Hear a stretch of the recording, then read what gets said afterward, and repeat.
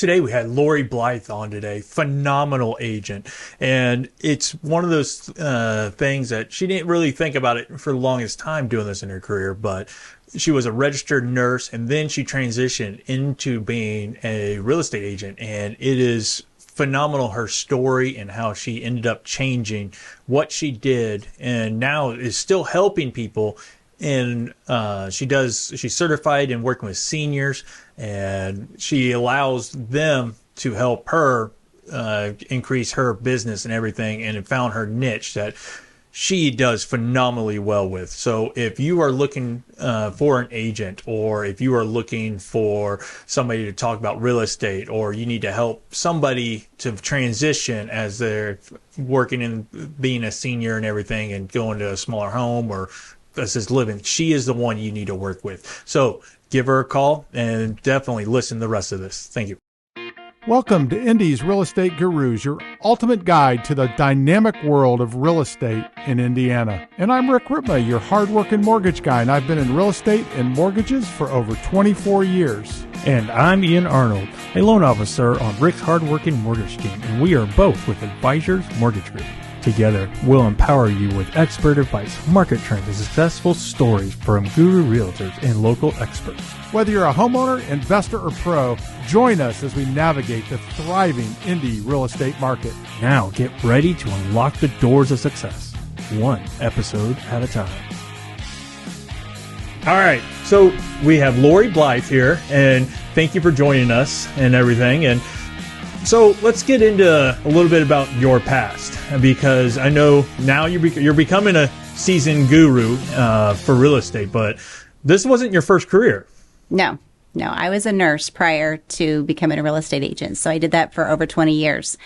I started out as a student in the emergency department at Wishart Hospital, and after working there, I graduated and I worked in the intensive care unit in the trauma ICU, was working on my master's at that time, got my master's in nursing, and then I worked with a group of surgeons who did bariatric surgery, and I was at IU North for almost 10 years after that. So long time being a nurse, and just decided that maybe I needed a change, but part of that change came because IU Health went through a budget crisis, and there were several people that were let go, given severance packages.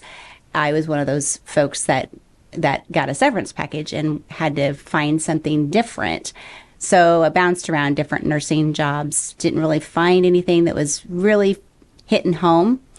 Got into home health care, and at that time going in and out of different restaurants to go to the bathroom, actually. I ran into who is now my current managing broker, but at the time we were acquaintances, and she was like, if you ever decide to change careers, let me know. And I was like, I've been a nurse for so long, I probably won't, but I'll take your number and thank you.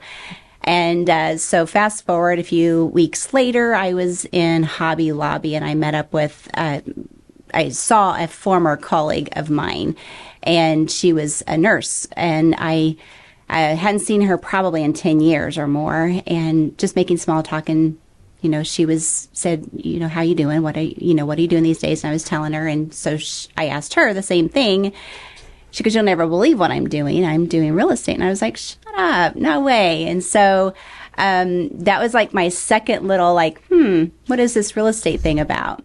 And then fast forward again, a few weeks later, I was at the gym, and early in the morning, like at 5 a.m., and I saw a friend of mine who I know very well, and I knew she was a real estate agent, just encouraging her, saying, keep up the good work. And she then said to me, have you ever thought about going into real estate? And I was like, okay, maybe it's time to check out this real estate thing. And so I did. And that's kind of what led me to real estate. So, all right. So I always like to ask this question. So everybody was out messaging you about, hey, real estate. Yeah. But what was your thought process on real estate, what it was compared to the reality check once you got into it? So, of course, everybody knows that as a real estate agent, you buy and sell houses. or help people buy and sell houses. I don't do that. So that was what I knew it to be. And it still is that realistically, but there's a lot of things that are behind the scenes that I wasn't aware of in terms of, navigating and education and writing the offer in such a way that it can be a little competitive, but yet not cost the buyer as much money. And there's just ways to navigate that help the buyer in such a way that you wouldn't necessarily think of prior to that. Yeah. If you've never seen a sales contract, they are long and there's a lot of little print. So a lot of words. Like when my wife and I went through it, and the realtor was like, "Oh, you can do this, or you can do this. We can. Oh, you really like that? We can see if they'll just keep that in the house. So you don't." I'm like, "You can do all this? This is new to me." So it is very interesting what you can and cannot do, and then it seems like it's pretty broad open on what you can ask for as a buyer to a house and stuff. So yeah. I mean, things you may not want to necessarily put in the purchase agreement, but maybe it can be negotiated afterwards. A little gray area, but we'll go with it. So what is, so I think the one thing that definitely helps you is your nursing background, just because, as I think a lot of real estate agents say, you're more like a psychiatrist sometimes and therapy person. Yeah. So let's talk about that. So how have you seen that help you? Well, it absolutely has helped me, because when you're a nurse, you have people who have a lot of emotions at the bedside. And so you quickly learn how to calm a room. And I think with real estate that has come to play more often than I thought it would, is calming a room and just calming emotions and just, having a calm voice and talking to them just matter-of-factly. This is what's happening here, or this isn't a big deal. This is something that happens sometimes, and we just have to, do X, Y, and Z to get over this hurdle, and it'll be fine. So just calming a room and just knowing how to manage those emotions has helped. It is a lot of emotions, especially when it comes to housing. I mean, it's one of those things that we see it is, you never know when you're going to catch somebody. All right. Hey, they're having to sell a parent's home because they passed, or they have to, older people have to downsize to go to a ranch because of their living ability. Exactly. Or, hey, I just had a newborn. I need another bedroom. Yeah. So there is a lot. Yeah. So that's one reason why I got my seniors real estate specialist certification, because I have that nursing background. I can help with those emotions and things like that, but it just is a place for me to give and still feel like that I'm helping people in a way more so than just buying or selling a house. Yeah. So let's get into it. So what is this senior certification? What does it, what is it, and how does it benefit them? So it just gives me, a seniors real estate specialist has just a little more education helping people to move to a safer environment, whether that be with their parent or with their kids, or with maybe it's an assisted living facility, maybe it's a nursing home, maybe it's just a ranch with no stairs and their washer and dryer isn't in the basement, but maybe it's just helping navigate that. And then also knowing that in my own family, I have some family members with dementia and Alzheimer's, and so I can also help navigate that as well. And I have a lot of resources, not just from real estate, but from my nursing background as well, that can help them get things that they are needed. Yeah, and I'm telling you this right now. We've dealt with it through my family. If you haven't been through something like that, you don't know what it's like. Like, for instance, my grandfather and grandmother. My grandfather mentally was there. Physically, his body was deteriorating. But my grandma was the opposite. Her body, she was great. But her mind, she had dementia. And she just would just walk out of the house. And so it became a big issue. But then to have the conversations and try to be like, look, you have to move. You have to go to assisted living. You can't live like this. Yeah. that was hard, one, on my parents, which try and tell your parents. Sure. And so you watch it. But I think with you having that background would definitely help to come in there and be the third party. Right. So Yeah. I'm telling you this right now. If somebody's listening to this and you need that third party, contact Lorie. And why I just said that, what's the best way somebody can get a hold of you? So call or text is the best way to reach me, 317-501-2298. You can also email me at Lorie@thestuarthomegroup.com. So Lorie is spelled Lorie. Yeah, there you go. See, she knows how to spell her own name. Good job. All right. So you mentioned you're at the Stewart Home Group, and Yes. I know we've had several of you guys on there. So did you start with them, or did you just jump, or did you find them later? So that's an interesting question that you asked me, and people don't believe me when I say this, but I interviewed 47 agents and or brokers before I chose the Stewart Home Group, and I came back to the Stewart Home Group 3 times, and on the 3rd visit I decided to go with them, and I have not regretted it one bit. It's the absolute best fit for me. Our managing broker, Stephanie, is amazing, and she will do anything for our agents, and it's been great. Okay. So we've all interviewed for jobs. So what made it stand out over the other 40? Yeah. What was the connection? How'd that work? So, well, I didn't necessarily know what I wanted in an agency, but I knew what I didn't want. And so I was able to quickly cross people off my list when I heard certain things that I was like, okay, that's not for me. I'm big on being fair. I'm big on opportunity. I'm also, I can't stand when people nitpick or talk bad about people or backstab. And not that everybody else did that, but if I felt any sort of that, I was like, okay, this isn't for me. So I knew quickly, and I don't feel that at all. Oh, that's awesome. Where I'm at. And that's one of those things that as you get, my wife and I have this discussion, as you get older, it's not about the money. It's not that. It's about the environment and wanting to go to work. Right. As soon as you don't want to go to work, there's issues. Yeah. And I think this over your you were in the nursing for so long, and then you're jumping to this. You're like, look, I want something I'm going to feel comfortable with. Right. And that's awesome that they were able to do that. So how have they mentored you? So Stephanie's great about having education, and we have lunch and learns probably every other week.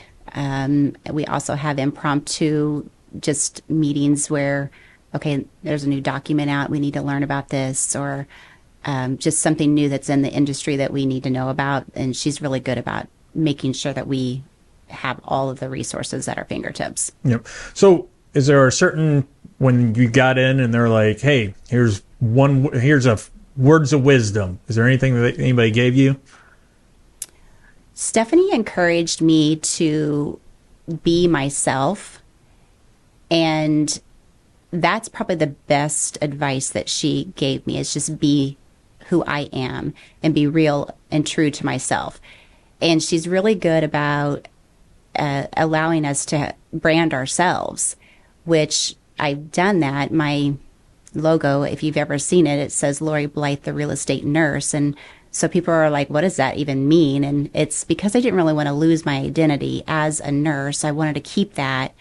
But then I've kind of branched off into that. And so with the seniors real estate specialist certification, I also give back a lot to the community in the senior citizens arena, and mostly in Morgan County, because that's where I live. But I do a lot with the Mooresville Senior Center. I'm now actually a board member there.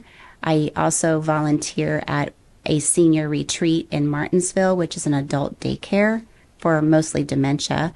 I sponsor their live music once a month by having somebody sing and play guitar to them, which is amazing.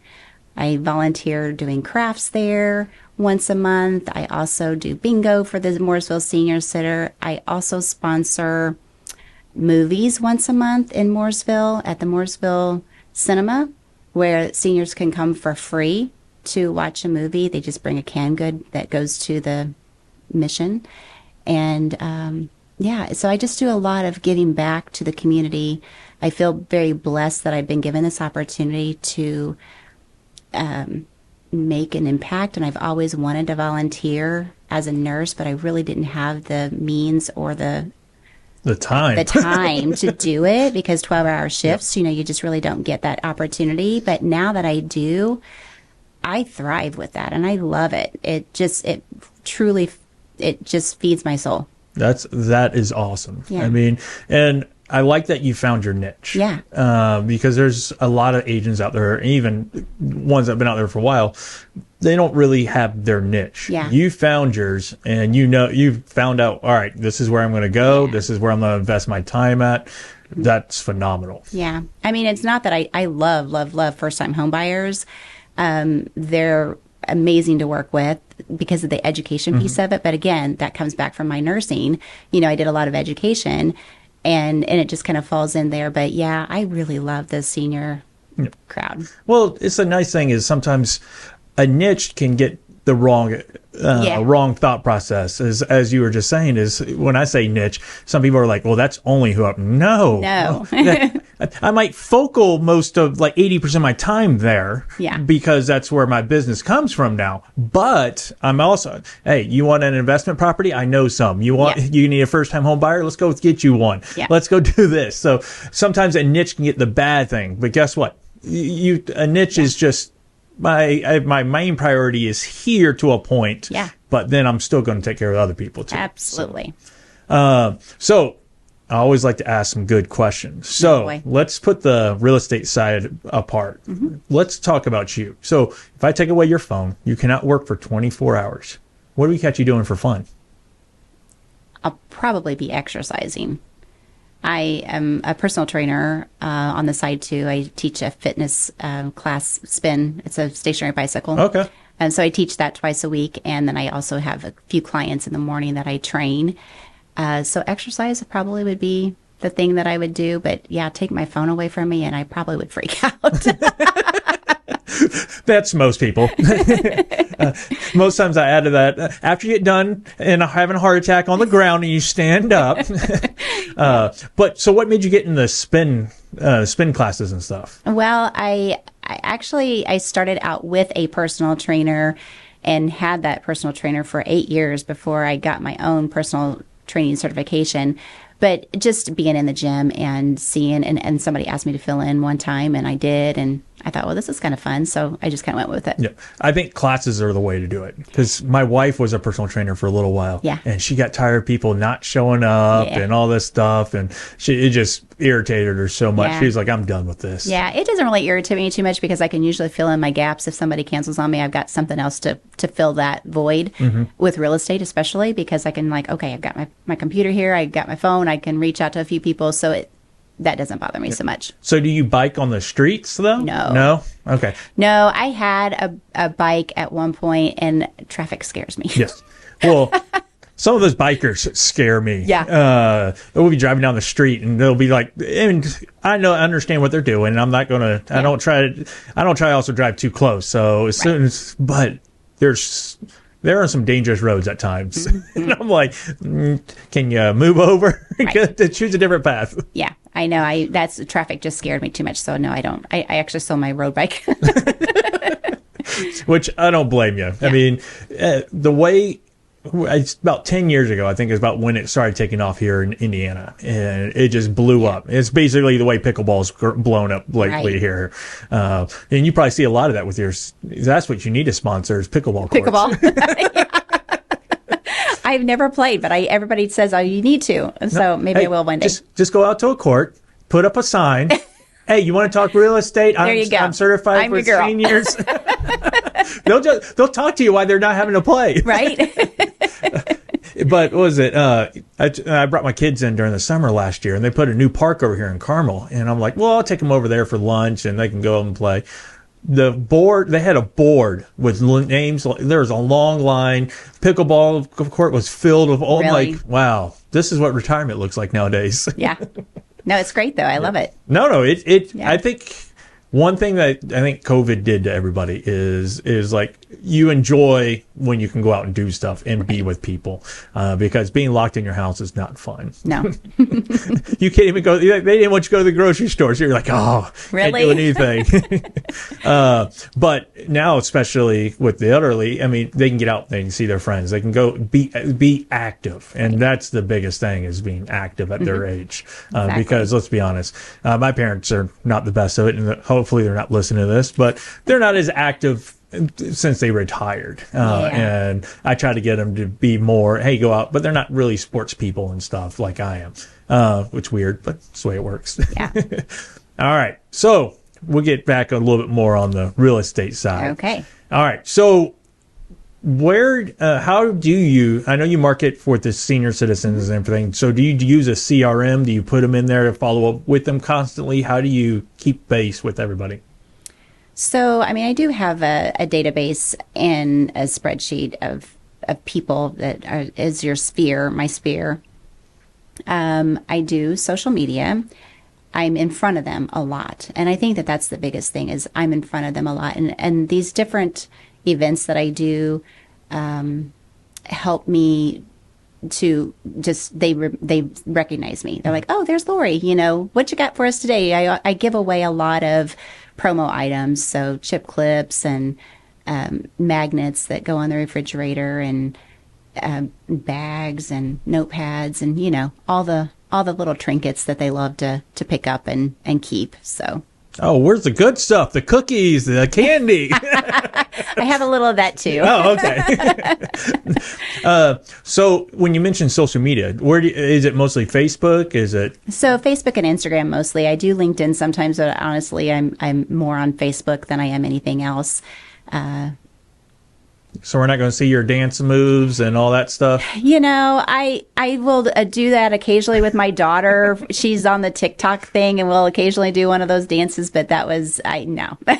That's not my thing. I'll do video and things like that for my listings and just things like that. But So how old is your daughter? She's 18. Okay. So has she thought about doing real estate, or what's she thinking? So she's actually in cosmetology, going to be graduating from that this year, as well as... That's awesome. Also from high school. So she's doing both at the same time. And so she'll graduate from both of them in May. And real estate, she's started being my assistant. So she's helping me out a few hours a week, not very much, but it's not her first choice, but it may be a second. Yep. Or third. It is interesting how many kids, now she didn't grow up with you doing it the whole time, no. But we watch it and they're like, no, I hate real estate. Yeah. I'm never going to do it. My parents were always doing. She hates that I'm on the phone all the time. She's like, you are always on your phone. I'm like, I know. But in about 10 years, she'll be like, maybe I should do this real estate thing. So it is interesting how many come back to it and it's like, oh, that was the right job. I just had to go try something different to realize it. Yeah. So is that your only kid? Or? No, my son is 25 and he is an HVAC, and I've got a daughter-in-law now. So he just got recently married in last September. So, oh, wow. Congrats. So I've gained another daughter, which is great. And, so he does HVAC. And so I think that, he's started doing some stuff on the side. So it's going to work out that I can, obviously maybe refer some business to him too. No. So what I really heard was, hey, look, if you're looking at selling a home or buying a home, you need an HVAC guy. She knows a guy. I got a guy. That makes it nice and easy. Yeah. So, did he think about doing real estate, or is he completely, he loves what he does? Yeah, he really loves what he does. And he does plumbing too, but mostly HVAC is what his love is. And so, yeah, he does that, and he's good at it. That's good. I mean, and you still need the trades guys. Yeah. And not to mention, and that's the one thing I think our industry or our whole society has lost in there. Is like, go to college, you can go do this. Well, you still need a guy to do some work around your house. You still need a plumber. You still need an electrician. Right. Exactly. So that's what my kids are young, so I've briefly talked about, but I don't push them any particular way, but I'm Right. like, there's multiple options. Trades, Lots you of can make options. good job. Absolutely. As Mike Rowe would say. Yep. That's Dirty Jobs guy if nobody knows. Sometimes I throw out references. All right. So I'm going to ask Rick's favorite question. Rick's favorite question. Yep. Okay. What's your superpower? I feel like that I can connect with people. I feel like I'm approachable, that I'm likable, and most people find me very trustworthy too. No, you're not. No, it's funny. No. So people that you know, like, and trust, you will do business with, and so that's what I try to be. And that's huge, especially in real estate, because let's be honest, the house, more or less, for most people, is the biggest investment or purchase you're going to make your whole entire life. So if you don't trust that person, something's wrong. Right. So, and let's be honest, though, most times you don't know too many people when you're looking at selling or buying, working with them. You may know them a few weeks before the process even gets going. Right. So to be able to get people to trust you quickly is a huge issue to get. Yeah, and I usually just tell them, my story and that I was a nurse before I did this, and just kind of tell them my thing, and they're like, oh wow, that's kind of cool. And then we usually find a connection. Somebody knows a nurse somewhere in their life. No, nobody knows nurses. So I meant to ask you this question earlier. Mm-hmm. So I saw your little logo. Yeah. Let's talk about this. So describe your logo so people who are not watching this cannot, because they can't see it. So it's got my name in cursive, Lorie Blythe. And then at the top, it's got a heartbeat that you would see on a EKG, and it's normal sinus rhythm. But at the very end, there's a little house at the end of that normal sinus rhythm beat, and then underneath of it, it says the real estate nurse. Yep. And what that really tells you is, guess what? It's not a straight line, so you're still living. Let's go buy a house. I love that. A new tagline. So I always add to that, I'm the realtor who truly cares for her clients. So and that's awesome, especially coming from your background. Yeah. I saw that and I was like, oh, that's awesome. So great job on whoever marketed that to you, or if you thought of it on your own, great job. I didn't think of it on my own. Kind of did. I actually was working with a logo person who helped me design it, and she just sort of jumped into my brain and pulled it out, and she came up with exactly what I was thinking. So yeah, you got to have artistic people sometimes, because I'm not one of them. Yeah. So if somebody's listening to this and they have questions about real estate or possibly moving their parents to a different facility or whatever they got, what's the best way they can get in touch with you? The best way is by phone. You can call me or text me at 317-501-2298. I also have email, which is Lorie@thestuarthomegroup.com. All right. So now we'll get into the question of the week. And kind of curious on this one. What was your first car? My first car was a two-toned blue Caprice Classic. Okay. And it was my grandpa's car, and he sold it to me. And it was my very first loan that I ever had, because they wanted me to help, build my credit or whatever. My second car, however, was a white Cadillac that was longer than a building. And it had a shock that was broke on it. And we called it the land yacht because it was really bouncy. Yep. Yeah. Most people don't realize once the shocks will still somewhat work, but what happens is they lose the ability to hold up. So when you hit a bump, it just keeps going. So if you go down a bumpy road, you will be bouncing for a while. Right. Yeah. But it's good that your grandparent wanted you not just to do the loan. But it builds that you're helping pay for the car. Yeah. So it builds more of a sense of responsibility that you're going to help take care of this car instead of, let's be honest, we all have kids. We give them something and, they love it for a couple seconds, and then next thing you know, it's destroyed. Right. So good job, grandparents. Yeah. So what do you drive now? Right now I drive a Toyota 4Runner. So I've got a kind of a cool story. This is my second 4Runner that I've owned. I bought this one just last year. It's new. The other one that I bought was new also in 2004. still have it, and it's got 365,000 miles on it. That's what I'm talking about. You're never you can't sell me on Toyota because I've been sold for a long time. I love them. Mine right now is I have 160K on it, and I'm going to knock on wood, but barely had to do any maintenance besides regular oil changes and stuff. I got a couple little things here and there, but nothing outrageous, and it just keeps going. I want to keep it till my son can drive. I don't know. Mentally, I'll be able to do that. 365,000 miles, maybe. No. The car will last. Yeah. Mentally, I always like, man, do I want a new car? I want a new car. I want this or something. So that's where I'm at. Yeah. But I was like, well, maybe I'll just get one a different, because my daughter's obsessed with Wranglers, and I would like one, or a Gladiator, which is the Wrangler truck. But I was like, well, maybe I'll just do that and just use that on the weekends and still drive the Toyota throughout the week. And I was like, that'll make it last longer, and then I could just give it, and it'd be cheaper than having to do anything else. Right.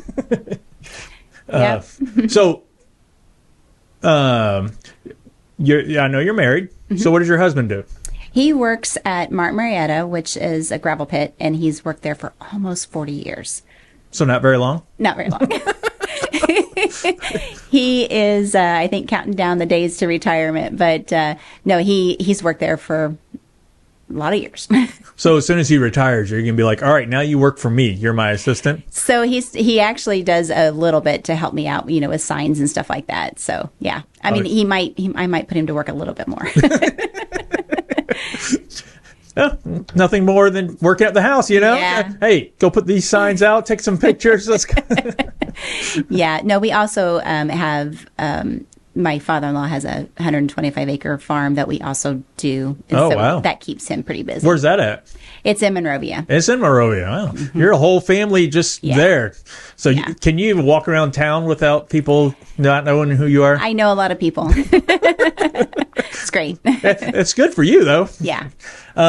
So let's get into this. So do you, after you sell a home, or do you consistently do follow-up with people, and how does that look? Yeah, so I obviously send out like calendars every year, and that everybody puts on their refrigerators, the Colts magnets and things like that. But I also still do keep in contact with people just to see how they're doing, especially my elderly folks too, because there's one that I moved into a nursing home, and so I go and visit her every so often, and just to check up on them and just to see that they're doing okay. Just keeping in touch. Yep. I bet you they love that. Oh, yeah. They do. I usually take them treats. Oh, darn. So I got a corny joke, but do you keep up with do you call the people with dementia a little more often? Do you call them like once a week? Maybe. Just want to let you know. Yeah. I haven't talked to you forever. That's one of those, what was that movie? 50 Dates with Adam Sandler or something like that? With Drew Barrymore? Where she loses her memory every night. Oh, I think I've heard of it. I don't think I've seen it, though. Oh, come on. So movies, I like to watch them, except that, the first 15 or 20 minutes, if I sit down, I'm usually asleep. That's my wife. We do a movie night every other Friday, and she'll be like completely like, oh, well, maybe we're watching it. Why does it matter? You're going to fall asleep. Right. You wake up the next day and you're like, how'd that end? Oh, I wasn't interested in none of the movies. But hey, to each their own. Right. You kids enjoy it because we get candy and popcorn. So, all right. So what are you looking for towards the future? I know you started late in the career, but what are you looking to start your own team? She's not leaving the Stewart Home Group right now, but maybe possibly, or are you just looking to just do what you're doing? And no, I just want to continue doing what I'm doing. No lofty goals of having my own brokerage or anything like that.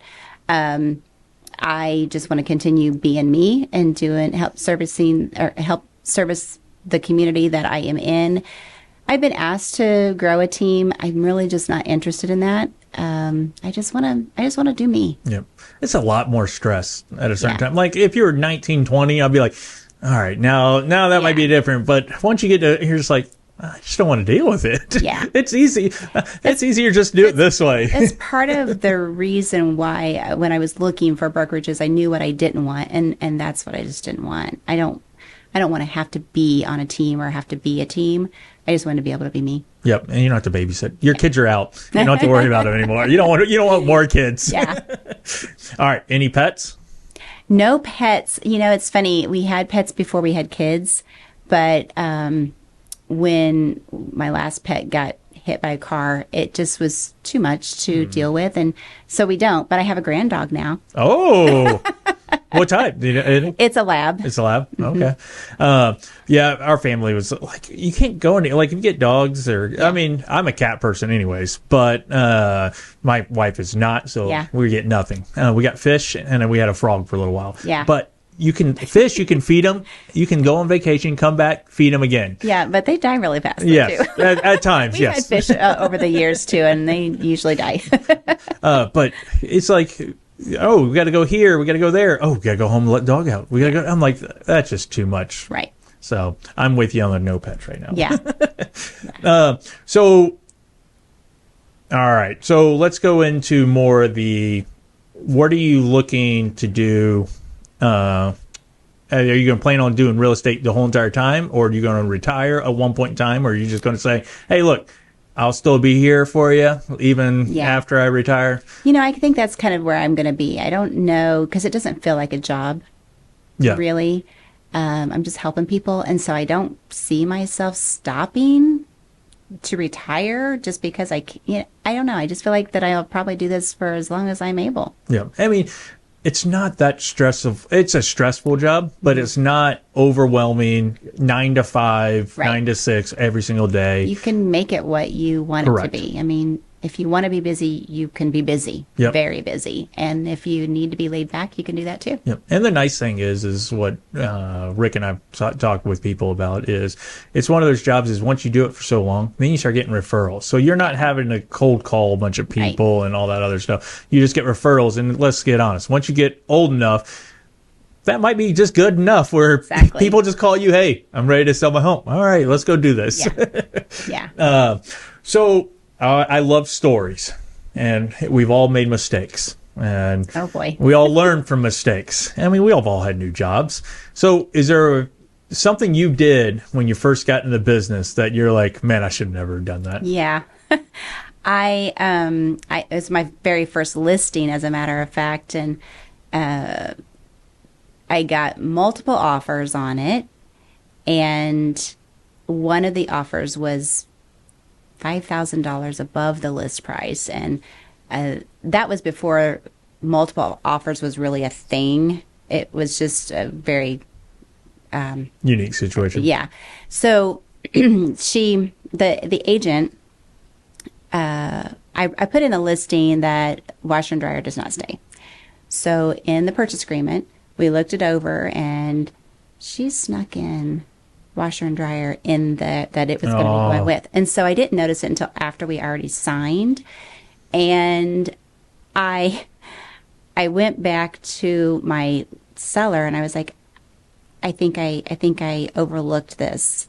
And I said, I just want to let you know, are you okay with letting this washer and dryer go? Well, of course, they weren't, because it was brand new. They really wanted that washer and dryer. So I went to the agent and said, does your buyer absolutely have to have that washer and dryer? And she started laughing at me. And she was like, you missed that, didn't you? I guess you're buying them a washer and dryer. So I bought them a washer and dryer. Yeah. It's one of those things. Yeah.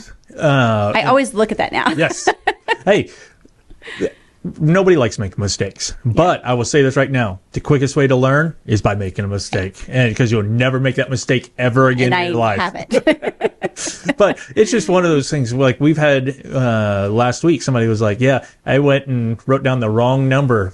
They were selling a couple units at this place. They wrote down the wrong unit. Oops. And it's like, yeah, so it throws up, and they're like, so they had to do addendum and all that stuff. But it's like, things you just don't think about, and you're just going through the motion. And then, but that's the nice thing with the Stewart Home Group is we've had a couple of you guys on there that they go through the contracts with you guys. And yes, let's be honest, we all make mistakes, but they go through it with you guys, and it's like, hey, this is this, keep an eye out on this, that type of stuff. But we still all we're human, right? Yes. But both people liked it. They got their washer dryer, and they got their new washer dryer courtesy of you. Yeah, exactly. So is there any good stories, good transaction that you've had? I've had a lot of great transactions. All right, let's hear a good story. So, well, I'm going to probably, gosh, I don't even know which one to choose, but I'm going to go with my first $1 million listing. That my client came to me. She actually was a spin class participant and came to me, and I didn't know that she lived in the house that she lived in. And when she reached out to me, I was like, oh, yeah, go ahead and give me your address. And she was like, oh, I thought you knew where I live. And I said, no, I don't. So anyway, I went to her house. I was like, oh, this is where you live. Anyway, it beautiful house. And so I listed that. And so that was my first $1 million listing. And before we sold it, I helped them buy another house that was that much or more. I mean, normally people stay in that realm. So congrats. So that was pretty cool. That I had no idea that she lived in a house like that, and it was just, I was very honored that she chose me. Yeah. All right. So I know you're not from the whole Indianapolis area, so I'm kind of curious. When somebody comes to visit you in your place, what type of restaurant you go to there? What's your favorite? Lorie's Kitchen. I don't eat out a lot, so I guess if we're going to do anything eating out, I usually choose one of the local Mexican restaurants. But I really like to cook and eat at home, or have my husband, he likes to grill and smoke meat, and so we'll do something like that. But I like just our home cooked food. So what's your favorite thing to make at home? My favorite thing, I like a lot of different things, but I really love my husband's brisket that he smokes on the smoker. So that's pretty good. If you have not had them smoked like that, you don't realize, because I don't have a smoker right now. I don't have the time with two young kids, but my neighbor does. And so he'll send some over. Oh my goodness. It is a game changer. Yeah. So if you have the opportunity, do it. Yeah.